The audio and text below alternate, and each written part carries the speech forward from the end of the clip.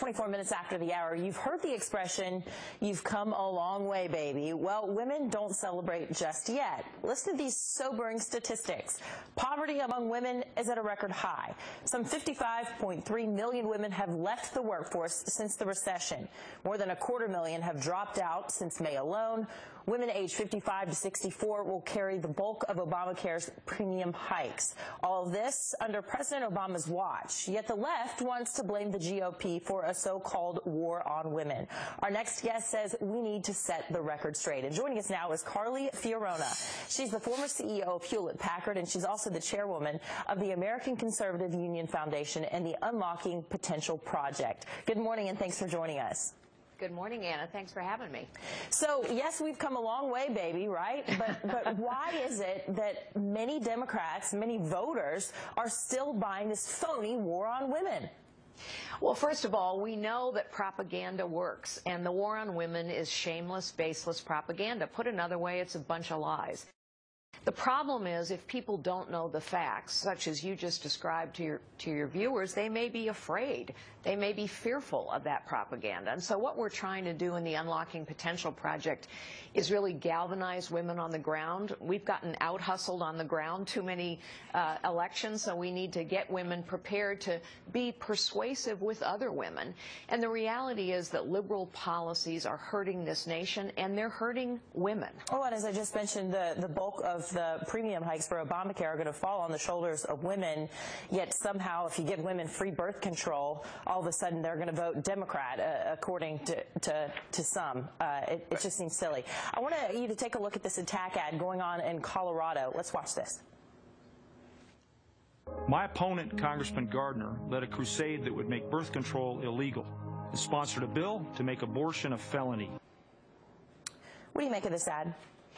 Well, first, think about all the headlines that you've been talking about this morning. Think about everything that's going on in the world and all the problems in our economy and here at home.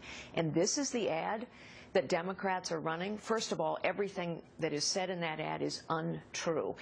But specifically, women don't lack access to abortion or birth control. Women lack access under this administration and under Democratic policies to their doctor, to the procedures that their doctor might recommend, to their hospital under Obamacare. They lack access to opportunity, as your statistics so painfully show. Yeah. We need to talk about the issues, but this war left unchecked will be successful. We know that. And if you take a look at those statistics, if women were to vote today, would you vote Democrat or GOP, for the GOP candidate, rather? This is the Fox News poll. 50% say they would vote Democratic. 34% say they would vote Republican. Now, your group is aiming to really organize the GOP, send a message to women, focus on technology, but you're not just focusing on the upcoming elections. What's your group doing? Well, first, also in that poll, we know that 13% of women are undecided. That means they're persuadable.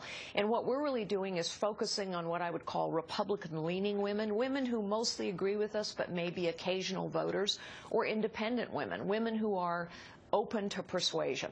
And for example, I'm going out to Denver right after this show. We're going to have a training workshop with women as well as men if they want to join us in how to have those persuasive conversations. We know that ads are one thing, but people are most persuaded by other people they know. So here's how you talk about the issues, here's how you expose the lies, and here's how you begin to persuade a woman you may know. Get that conversation started, talk to your neighbors and coworkers.